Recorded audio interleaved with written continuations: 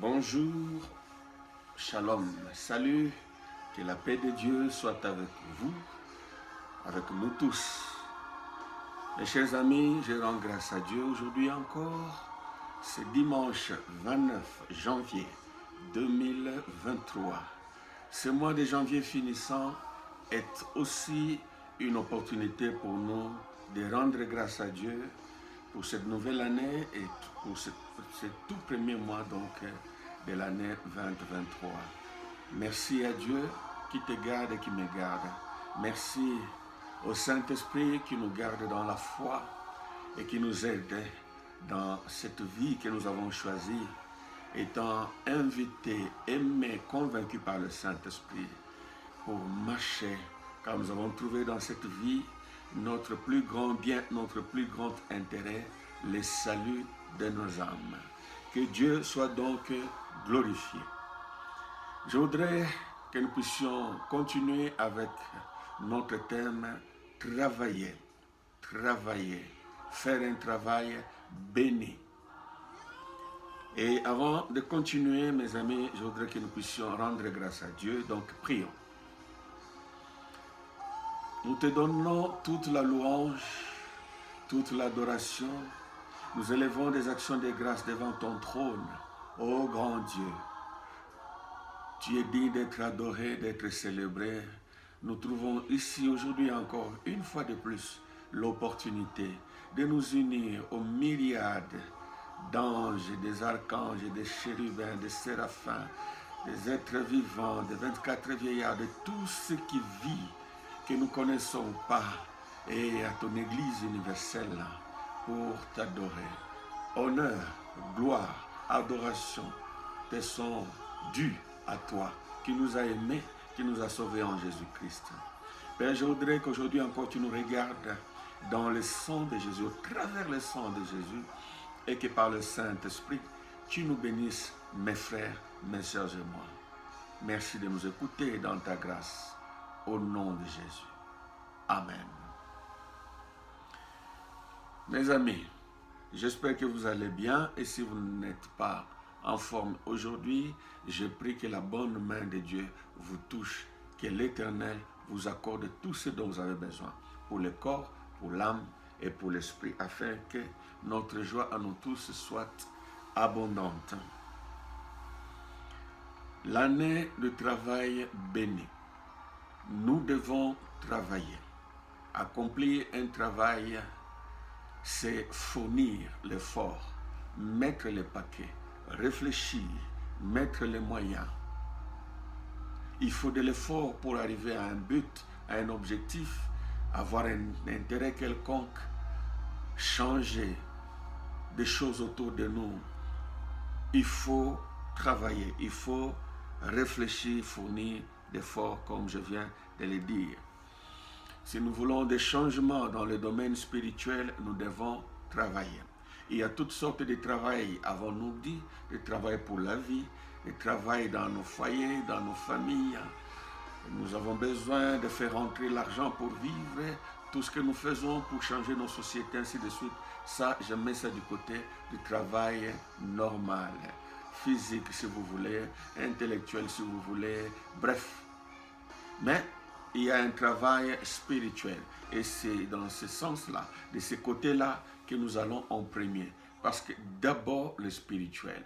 Il faut que nous commencions par le spirituel, le reste vient après. Le spirituel est éternel et tout ce qui est de ce monde n'est que passager. Pour le travail spirituel, il y a des versets que nous avons lus et je souhaiterais que si Dieu nous fait grâce, que nous puissions lire ou si vous voulez relire cela avant d'évoluer. Lisons donc la lettre de Paul aux Philippiens, le chapitre 2, le verset 12 et le verset 13.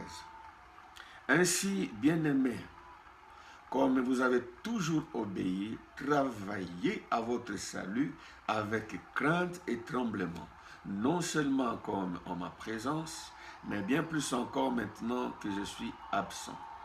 Car c'est Dieu qui produit en vous le vouloir et le faire selon son bon plaisir. Amen. Mes bien-aimés, comme vous avez toujours obéi, dit Paul, travaillez à votre salut, travaillez pour votre salut, travaillez dans le domaine de votre salut, travaillez avec crainte et tremblement. C'est l'image du sérieux que nous devons mettre pour des choses spirituelles qui concernent notre propre salut d'abord et le salut des autres. Nous lisons l'autre passage dans l'évangile selon Jean, Jean chapitre 6, le verset 27. Travaillez, non pour la nourriture qui périt, mais pour celle qui subsiste dans la vie éternelle, et que le Fils de l'homme vous donnera, car c'est lui que le Père, que Dieu a marqué de son sceau. Amen. Dieu a marqué de son sceau.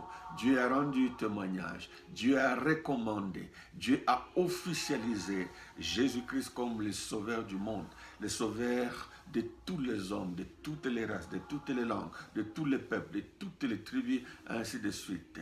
C'est un fait. Le sauveur du monde s'appelle Jésus-Christ. Alors, nous devons travailler, pas pour la nourriture ou des choses de ce monde qui périssent, mais pour des choses éternelles, pour la vie éternelle. Donc, beaucoup d'efforts, mes chers amis, pour le travail spirituel. Et pour ce qui nous concerne, avons-nous dit, nous devons travailler pour le salut de notre propre âme, qui commence par la réflexion sur notre relation avec Dieu. Sommes-nous en bonne communion? Sommes-nous en bonne relation avec Dieu? Sommes-nous sauvés? Avons-nous accepté Christ? Avons-nous donné nos vies à Dieu par Jésus-Christ? Avons-nous compris que nous sommes des pécheurs, que nous ne pouvons pas nous sauver nous-mêmes et que Dieu a envoyé un sauveur qui s'appelle Jésus-Christ? Avons-nous donné nos vies à ce Seigneur-là? L'acceptons-nous? Marchons-nous avec lui? Avons-nous fait alliance avec lui? Ça, c'est le travail que les non-croyants devaient faire. Mon frère, si tu n'as pas encore fait ce travail-là, ma soeur, si tu n'es pas encore chrétien, réfléchis sur le sens de ta vie. Pourquoi tu es dans ce monde? Qu'est-ce que tu fais dans ce monde? Et qu'est-ce qui va advenir? Qu'est-ce qui va t'arriver après cette vie? Sur cette terre, le monde passe. N'oublie pas. Et si donc nous sommes déjà dans le Seigneur, posons-nous une seconde question. Sommes-nous vraiment bien dans cette relation-là? Sommes-nous en bonne communion avec Dieu? Et qu'est-ce que nous pouvons faire en troisième lieu pour améliorer notre relation avec Dieu? Aujourd'hui, alors, nous allons continuer avec le principe de s'examiner, de s'auto-évaluer dans cette relation que nous avons entamée avec notre Dieu. L'auto-évaluation de manière régulière. Lisons la deuxième lettre de Paul aux Corinthiens. Si vous voulez donc 2 Corinthiens. 2 Corinthiens, mes chers amis, le chapitre 13, le verset 5. Examinez-vous vous-même pour savoir si vous êtes dans la foi. Éprouvez-vous vous-même. Ne reconnaissez-vous pas que Jésus-Christ est en vous? À moins peut-être que vous ne soyez réprouvés. Amen. Est-ce que vous êtes réprouvé? Quand tu es chrétien, est-ce que tu te sens accepté ou rejeté? Est-ce que tu es sûr que Dieu t'adopte, que Dieu t'accepte, que Dieu te tolère?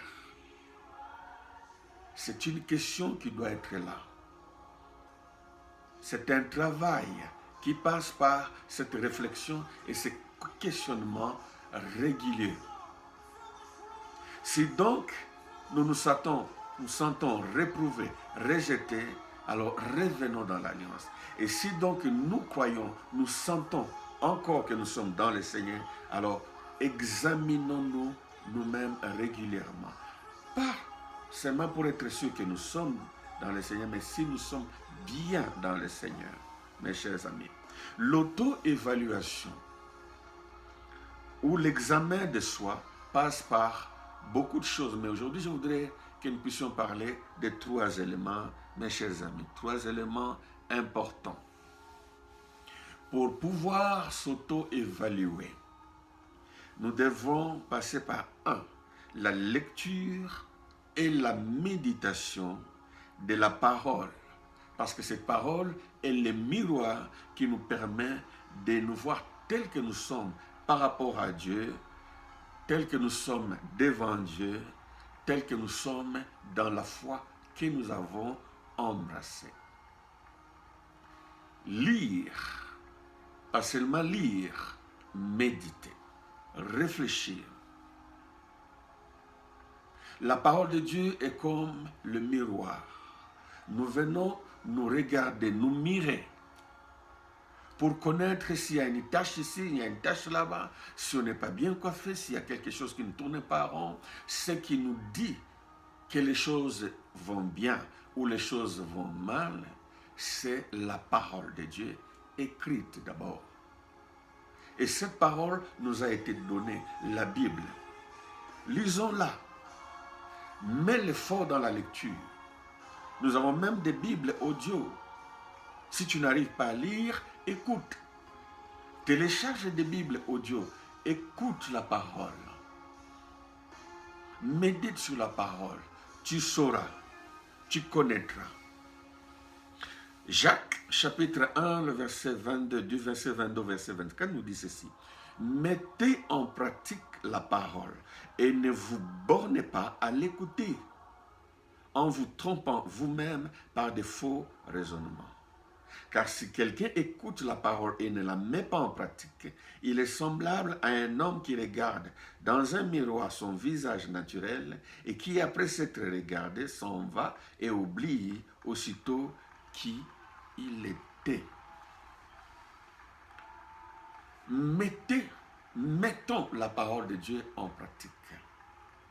Comment allons-nous mettre la parole de Dieu en pratique si nous ne la connaissons pas? En d'autres termes, connaissons la parole de Dieu d'abord. Ça va nous permettre de la mettre en pratique. Parce que si nous écoutons seulement et ne mettons pas la parole de Dieu en pratique, nous ne saurons pas quel est notre état. Nous serons comme quelqu'un qui est parti devant le miroir et a vu un état quelconque et en quittant, il oublie aussitôt qui il était. La parole doit revenir. Nous devons... C'est comme si on mangeait et qu'on ruminait. Manger, ruminer, manger, ruminer, manger, ruminer. Quotidiennement, régulièrement. Pour cela, il faut de l'effort. Ça ne vient pas comme ça. Ça ne vient pas gratuitement. Ton effort à toi, ton travail à toi, ce travail béni qui te conduit à la communion approfondie avec Dieu, passe par l'effort de la lecture et de la méditation de la parole. Voilà pourquoi même Paul parle et conseille aux Colossiens ceci. Colossiens donc chapitre 3, le verset 16. Colossiens 3, 16. Que la parole de Christ habite parmi vous abondamment. Instruisez-vous et exhortez-vous les uns les autres en toute sagesse, par des psaumes, par des hymnes, par des cantiques spirituels, chantant à Dieu dans vos cœurs sous l'inspiration de la grâce. Amen. La parole de Dieu, qui est la grâce de Dieu, lorsque nous l'avons au milieu de nous abondamment, elle nous permet d'avoir la louange, d'avoir l'adoration, et chaque situation que nous rencontrons sera jugée, chaque réalité que nous traversons sera pesée, jugée par rapport à la parole qui est en nous.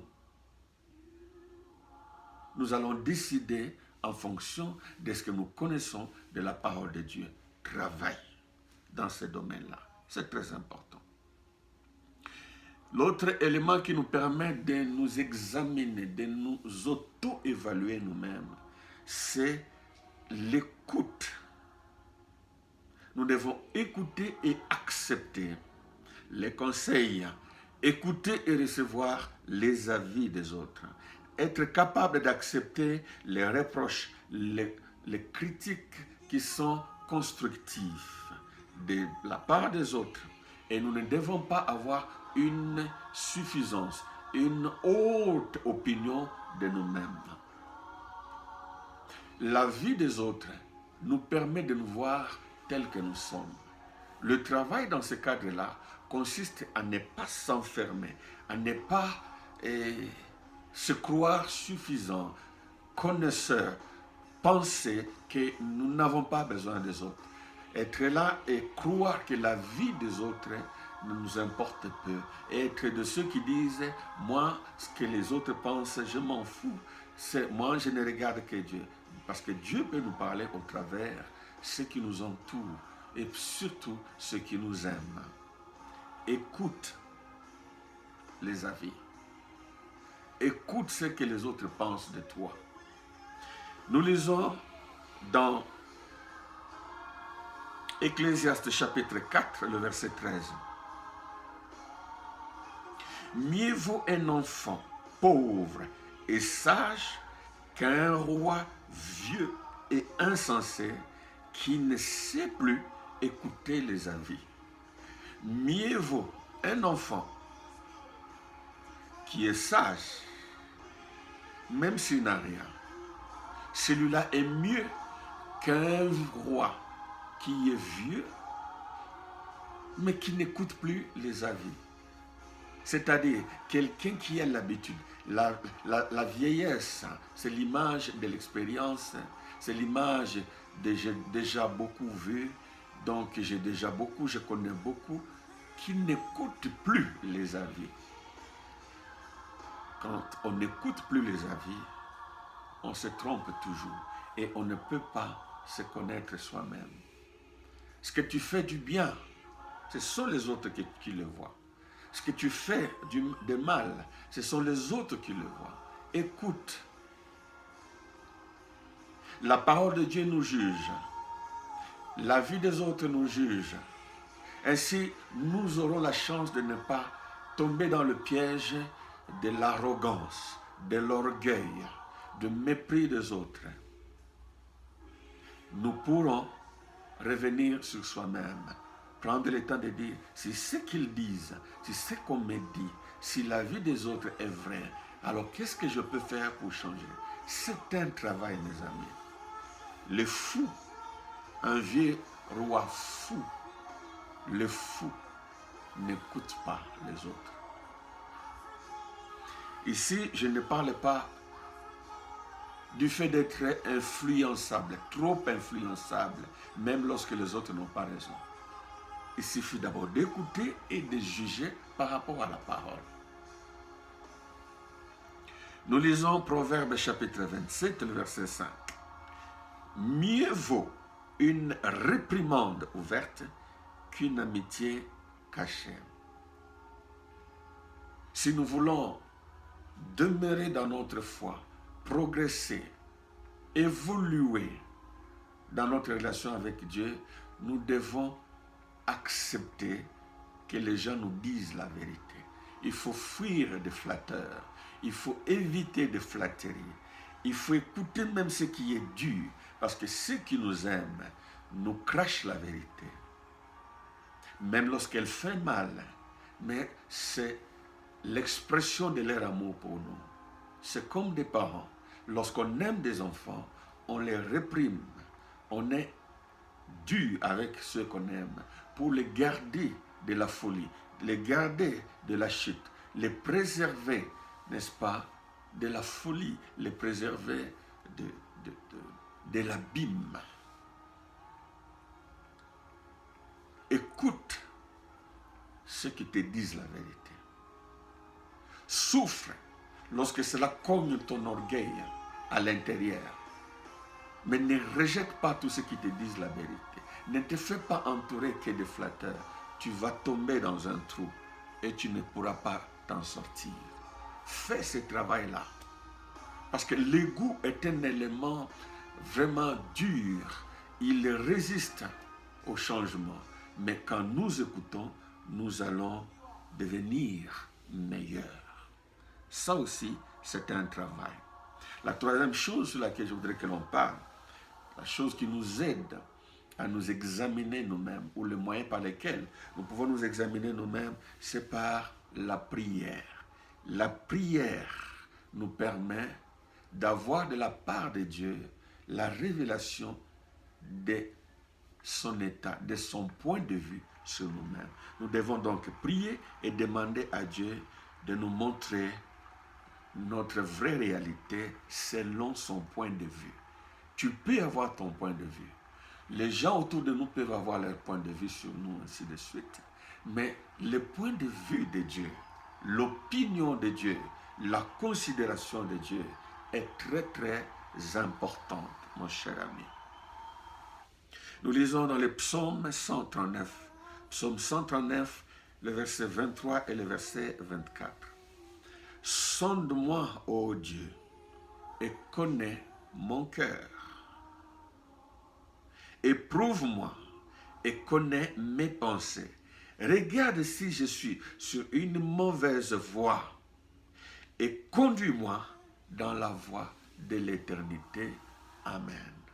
Une prière profonde qui vient d'un cœur désireux d'améliorer sa relation avec Dieu, d'une personne qui travaille pour son salut, qui tremble pour son salut. Seigneur, ô mon Dieu, par le Saint-Esprit, sonde-moi. Il y a là le principe de connaître, de penser, de réaliser que Dieu nous connaît plus que nous-mêmes. Dieu te connaît plus que toi-même. Dieu me connaît plus que moi-même. Et Dieu nous connaît plus que tous ceux qui sont là. Même ceux qui nous donnent la vie, ceux qui nous ont donné la vie, ne nous connaissent pas tel que Dieu nous connaît. Pourquoi? Parce que Dieu sonde le cœur, Dieu sonde les reins. Dieu voit nos sentiments, nos émotions, nos désirs, nos motivations. Nous pouvons être hypocrites devant les hommes. Et les gens peuvent se tromper sur nous. Mais Dieu ne se trompe jamais sur une personne. Les gens peuvent nous craindre, mais Dieu ne nous craint pas. Pourquoi? Un créateur peut-il avoir peur de sa créature? Un sauveur peut vraiment avoir peur de l'être de la personne qu'il a racheté? Celui qui pourvoit peut avoir peur de celui à qui il donne? Dieu n'aura pas à te cacher la vérité. Le Saint-Esprit te permettra de connaître même ce que toi-même tu ignores.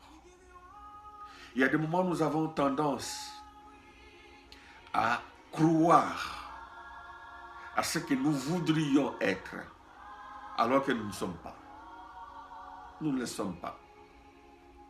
Il y a des moments où nous avons tendance à nous cajoler nous-mêmes, cajoler nos mauvais caractères, cajoler nos mauvaises habitudes, dire que ce n'est pas grave. La gravité des choses, c'est Dieu qui détermine cela. Il y a des moments où nous sommes habitués à des choses et l'habitude fait que nous ne trouvions plus utile ou important de changer, de revenir. L'habitude nous pousse dans le sommeil, dans le contentement des choses mauvaises. Les sondages ou le jugement de Dieu nous secouent, nous remuent et nous ramènent à la réalité. Le point de vue de Dieu est très très important. Il y a des moments où Dieu nous parle sans que nous ayons prié, mais il y a aussi des moments où nous avons besoin de prier. Mon cher ami, prie pour que Dieu continue à te sonder et qu'il connaisse ton cœur et qu'il te le dise, qu'il te le montre. C'est un travail. Prier pour soi-même, c'est un travail. Écouter ce que les autres disent, c'est un travail. Lire la parole et se mirer par rapport à la parole de Dieu, c'est un travail noble qui va t'aider dans cette vie et dans la préparation de l'après cette vie, de la vie éternelle. Que Dieu bénis ce travail. Si tu décides de travailler, ainsi 2023 va être meilleur pour toi, pour nous, pour le corps du Christ que nous représentons. Que Dieu nous bénisse. Prions le Seigneur. Éternel notre Dieu, nous te glorifions. Merci pour le salut que tu nous as donné en Jésus. Et je prie pour ceux qui ne sont pas encore en Jésus-Christ de recevoir la lumière et la conviction du Saint-Esprit afin qu'ils viennent vers toi et qu'ils soient sauvés. Sauve le monde. Prépare les hommes et les femmes au salut par la visitation, car toi seul appelles au salut. Je prie donc pour le salut de l'humanité, ceux de les proches, ceux que nous aimons. Yahweh. Et pour nous qui sommes encore dans la foi, je prie pour que l'amour de ta parole, qui nous permet d'évaluer notre premier amour, d'évaluer notre amour actuel, d'évaluer notre marche, notre comportement, que tu nous permettes d'aimer ta parole, de dévorer ta parole, que tu nous donnes des bonnes personnes autour de nous, qui nous disent la vérité, qui nous secouent, que toi tu utilises au Saint-Esprit pour nous corriger, pour nous soutenir, pour nous instruire, car nous ne connaissons pas tout. Éternel, je prie aussi pour que tu nous sondes régulièrement et que tu nous instruises pour notre propre bien. Bénis mon frère, bénis ma soeur, pour voir nos besoins, fais-nous du bien. Garde nos vies, nos familles, garde nos villes, garde nos pays, garde nos nations. Que ta volonté seule soit faite sur cette terre, car c'est toi qui es le roi des rois. Merci de nous écouter, de nous exaucer dans ta grâce. Nous t'avons ainsi prié, Père, au nom de Jésus. Amen. Que Dieu vous bénisse, mes amis. À la prochaine, si Dieu le veut.